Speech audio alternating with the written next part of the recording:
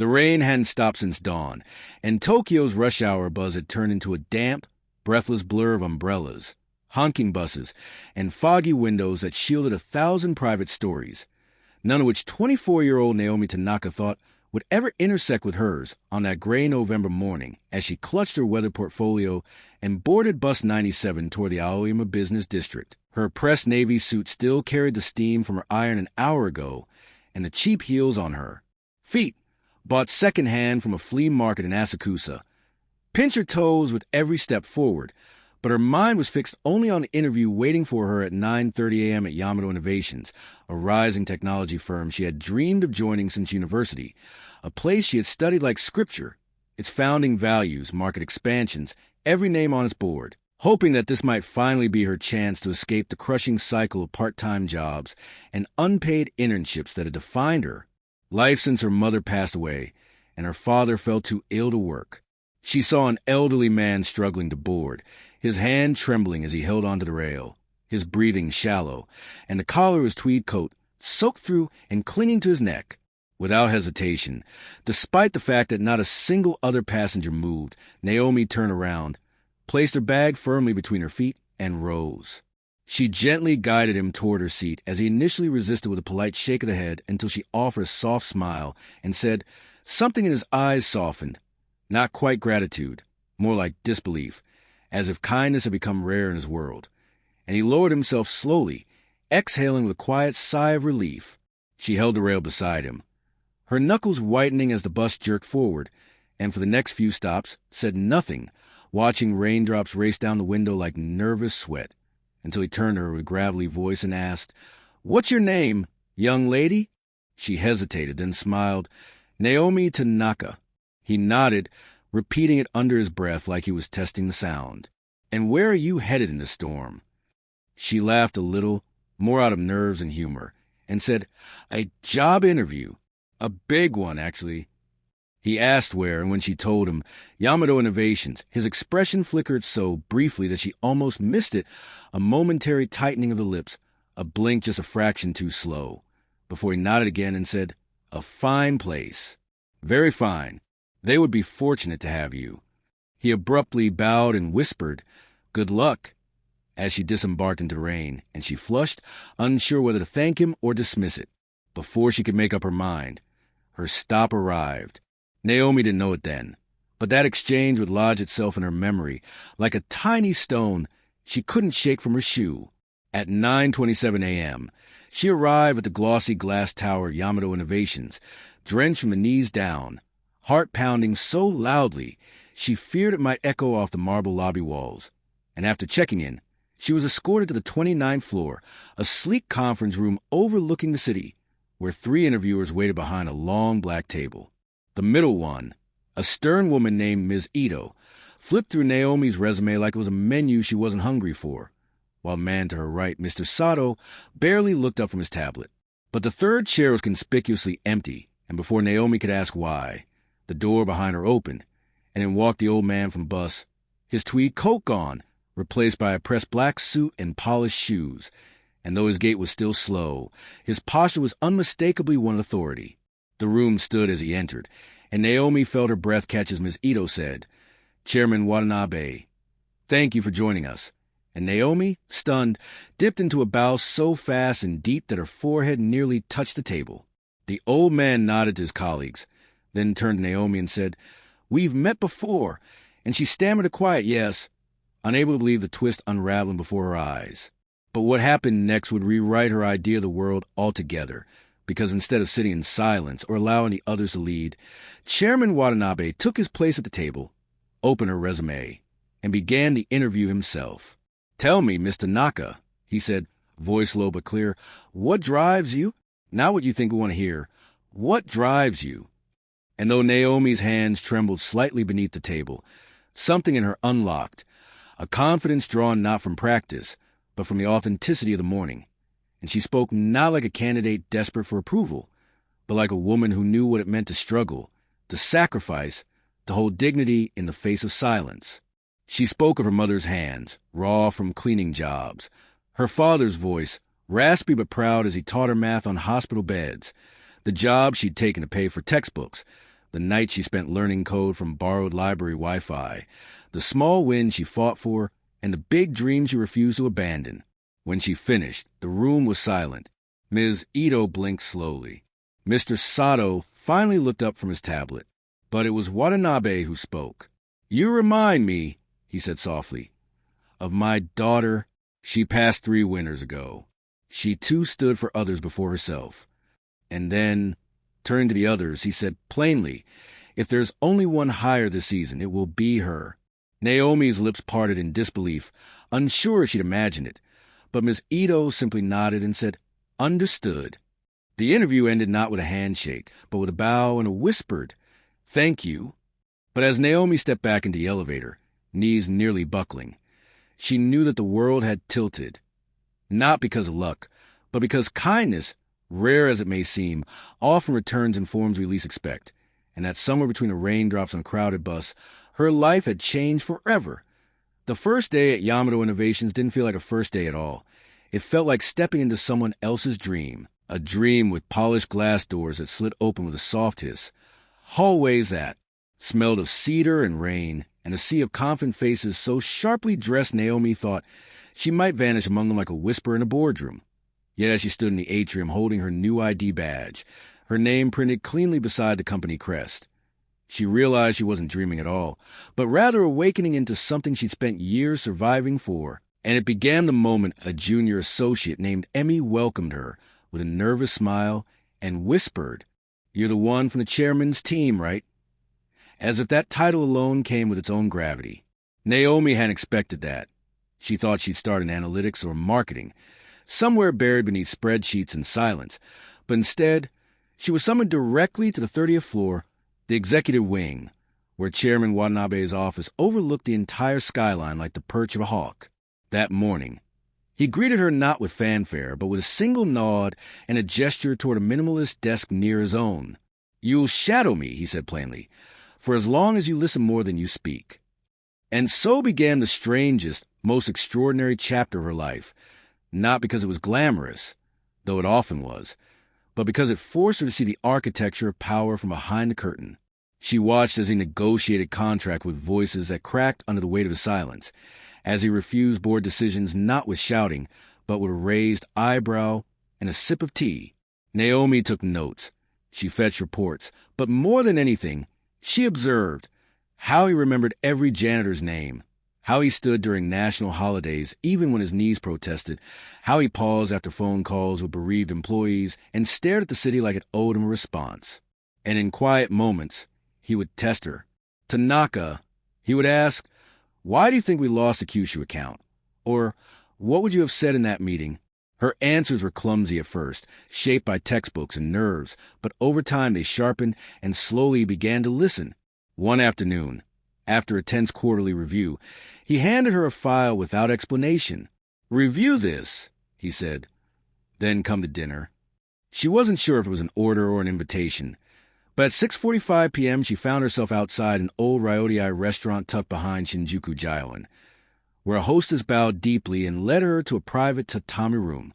Inside, Watanabe sat on the floor beside a low table, nursing a cup of sake, the atmosphere soaked in incense and candlelight.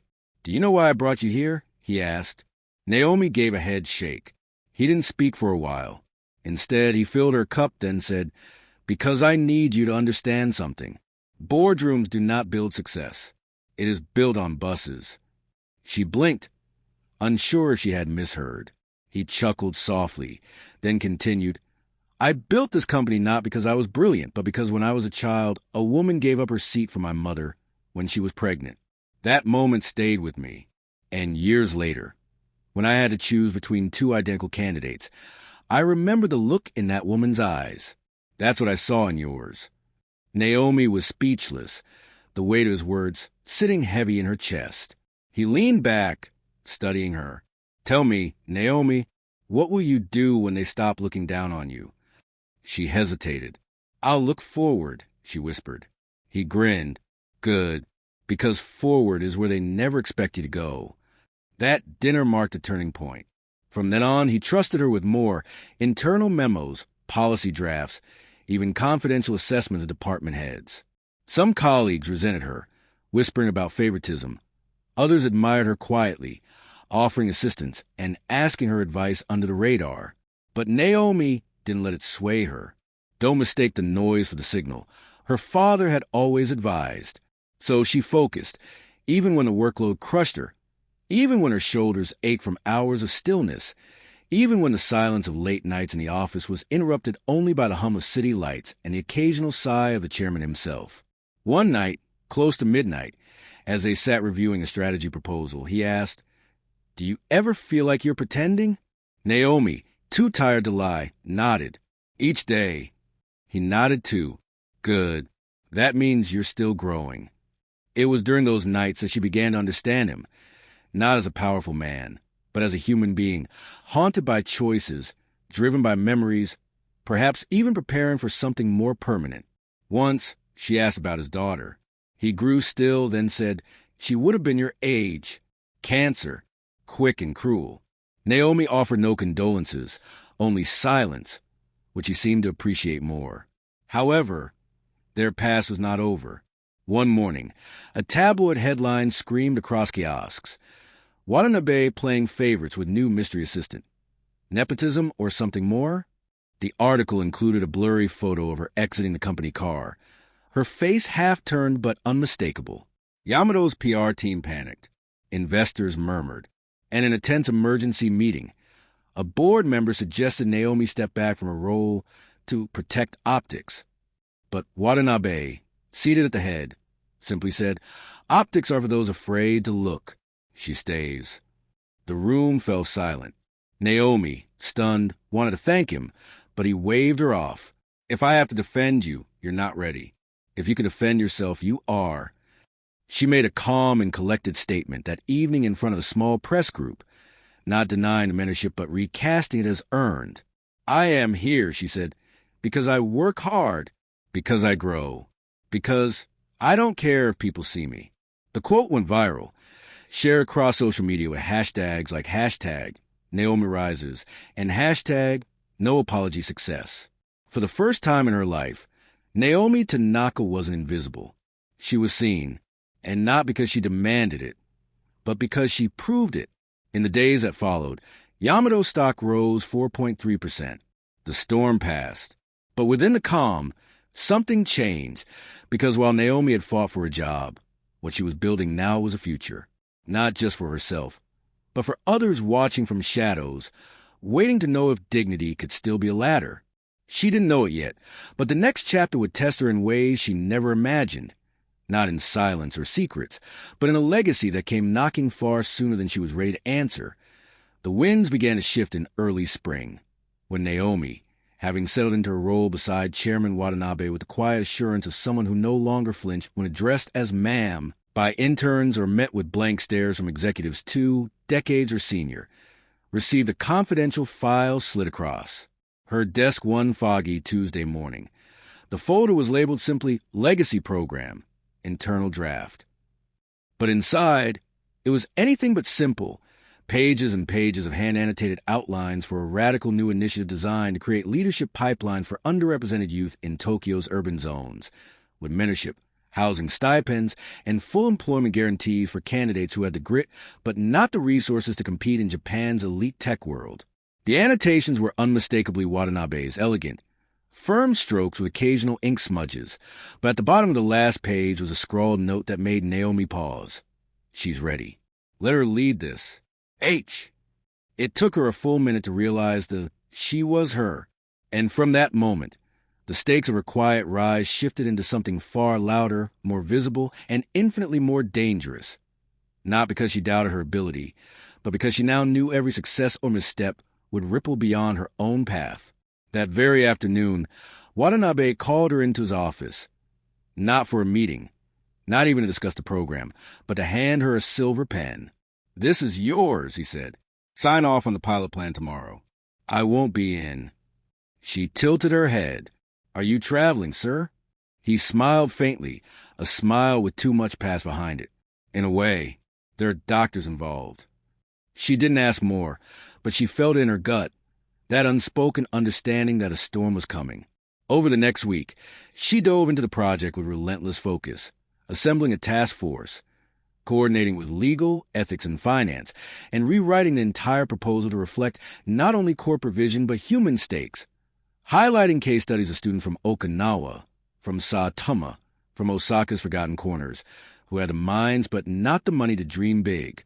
The board remained skeptical, especially Vice Chair Koji Yamada, who'd never masked his disdain for Naomi's fast ascent. Philanthropy doesn't build market share, he sneered in one meeting. Naomi replied, neither does indifference in a generation that demands more. But what she didn't expect, what no one could have foreseen, was that 4 days later, in the middle of final revisions, Chairman Watanabe collapsed during a private consultation at a Tokyo hospital and was rushed into emergency surgery for a hemorrhagic stroke that left him comatose within the hour. The company, stunned, entered a state of whispered panic. Yamamoto's leadership, once so clearly anchored by his presence, suddenly drifted toward uncertainty. In emergency session, the board appointed an interim chair, none other than Koji Yamada, and within 48 hours, the legacy program was suspended indefinitely pending review. Naomi was not even informed directly. She found out when her access to the shared development drive was revoked. When she confronted Yamada, he offered her a cold smile. Your ambitions are admirable, Ms. Tanaka, but this is a business, not a charity. It took every ounce of control to hold back the fury in her voice, but she understood this wasn't just about a proposal. It was about erasure, silencing. She was never meant to be at that table. And without Watanabe to protect her, they were now rewriting the narrative. But Naomi wasn't the same girl who clutched a damp resume on Bus 97. She rallied quietly. She made calls. She visited Watanabe's hospital room every evening, sitting beside his bed with a file in her lap, whispering updates like prayers. And then, one day, something changed. A young woman named Sakura, an intern from facilities, approached her in the break room. Ms. Tanaka, she said, eyes darting nervously. My cousin was on your legacy short list. He told me what it meant. Please don't give up. The words, simple as they were, hit Naomi like lightning. She realized the truth. This wasn't about titles or access or even revenge. It was about becoming the person someone else hoped existed. That night, Naomi pulled an all-nighter not at the office, but at her tiny apartment, writing a manifesto, not just a pitch, but a call to arms. The next morning, she walked into the largest internal employee forum Yamamoto had ever held and took the mic without permission. You don't know me, she began, or maybe you do as gossip, as rumor, as someone who rose too fast. But what I want to tell you today isn't about me. It's about you. About what this company could be if it remembered the people it claims to serve. She then went over the entire legacy program, naming people, providing statistics, and sharing personal stories. She did this not for applause, but rather to hold people accountable. Employees listened, stunned. By the end, some clapped, others cried, and someone live-streamed the whole thing. Within hours, hashtags trended. Media outlets picked up the speech. Alumni from Yamamoto posted in support. Pressure built. Investors began asking questions. And Yamada, furious, called her into his office. This is insubordination, he growled. No, Naomi replied. This is legacy. The board convened again. This time, the vote was split until, in a shocking turn, a sealed letter was delivered at a conference table, a notarized directive from Watanabe, written the week before his stroke, naming Naomi as acting director of strategic outreach with full autonomous control over the legacy program, effective immediately upon his incapacitation. The board fell silent. Yamada's face drained of color. Naomi stood, bowed, and said, I will honor his wishes. And just like that, the wind shifted again, not through vengeance, but through vision. And as the room slowly emptied, she remained seated, breathing deep, not as a girl who gave up her seat on a bus, but as the woman who refused to give up her future, or the futures of those watching from the shadows. By the time Naomi Tanaka officially took charge of the legacy program, Yamamoto Innovations had become a company divided not by departments or regions, but by a deeper, quieter current. Those who believed in the future she was building and those who still clung to the past that comforted them, even as it corroded beneath their feet. And yet, Naomi moved through this divided empire with the silent intensity of someone who understood the cost of visibility, who wore resilience like armor and walked corridors lined with eyes that admired and resented her in equal measure. The media still called her the bus girl in occasional think pieces, but within Yamato, she was now something else entirely. Proof that reform wasn't theoretical. Her first act was reactivating every suspended initiative in the legacy pipeline. Started with pilot programs in Shibuya, Osaka, and Sendai, each one personally visited, documented, and reported on with transparency so piercing that even Yamato's more skeptical investors found themselves softening. But the pressure was constant. Board reviews, legal audits, targeted leaks meant to tarnish her progress. And still, Naomi held firm, not because she didn't feel the attacks, but because she'd learned to measure victory not in silence, but in impact. Then came the day that changed everything. The morning when her phone rang at 6:07 a.m., and the voice on the other end whispered, "He's awake." Naomi didn't need clarification. She threw on the nearest coat, ran to the subway, and arrived at St. Luke's Hospital breathless, heart slamming against her ribs. Chairman Hiroshi Watanabe was sitting upright in bed, eyes sharp but body frail, the machines beside him beeping rhythmically like a second pulse. "Tanaka," he rasped. She nodded, too overwhelmed to speak. He patted the seat beside him.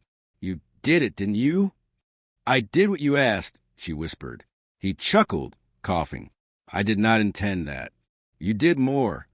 For the next hour, they talked about the backlash, the victory, the scars, about what leadership really meant. "It's not vision," he said. "It's perseverance. It's letting them throw stones and still showing up the next day, not to fight, but to build." Before she left, he pressed something into her hand, his old fountain pen. "You'll need this," he said, "not for signatures, for writing the next chapter." And Naomi knew then that a new era had begun. 2 weeks later, he made a public appearance, thin but defiant, standing beside Naomi as she delivered a keynote at the company's Future of Innovation Summit. And when she finished, he stood and in front of hundreds, bowed to her. The crowd erupted. The moment trended for 3 days. And yet, even then, Naomi knew she hadn't reached the final step of this journey. That came 6 months later, when she received an email from the Ministry of Economic Development requesting her presence at a national education policy summit. She almost declined. It sounded more political than practical. But something in her gut told her to go. What she didn't know was that the keynote speaker would be none other than Prime Minister Akiyama, and that midway through his address, he would break from his script and say, "I want to introduce someone whose work embodies the future this nation must strive toward," and then invite her on stage. She walked slowly, each step echoing across the marble floor, the entire room watching. And as she stood beside him, he turned to her and said, "Miss Tanaka, may I ask you to share how this journey began?" She blinked, momentarily lost in memory. Then she smiled, turned to the audience, and said, "It began when I gave up my seat." A ripple of laughter and warmth swept through the room. She continued, sharing not policies, not metrics, but a story of an ordinary day, a bus, an old man, and a decision made in kindness without expecting anything in return. By the time she finished, half the room was standing, and that's when it happened. At the far end of the room, Chairman Watanabe, now retired but present as a guest, stood up, raised his hand to silence the applause, and in front of ministers, CEOs, and diplomats, gave her the deepest, most formal bow a man of his stature could offer. The room followed. Naomi didn't cry. She didn't need to, because in that moment, she understood the full arc, how the smallest acts ripple outward, how legacy is not built by accident, and how sometimes the most powerful connections are forged not in boardrooms or interviews, but in the fleeting seconds when you choose decency, even when no one is watching. That night, she stood on a rooftop overlooking Tokyo, the lights glittering like constellations, and finally allowed herself a moment of stillness. She thought of her mother, her younger self, of all the people who would never know how close she'd come to being invisible. And then she looked up at the stars, smiled, and said softly, "Thank you for getting on that bus."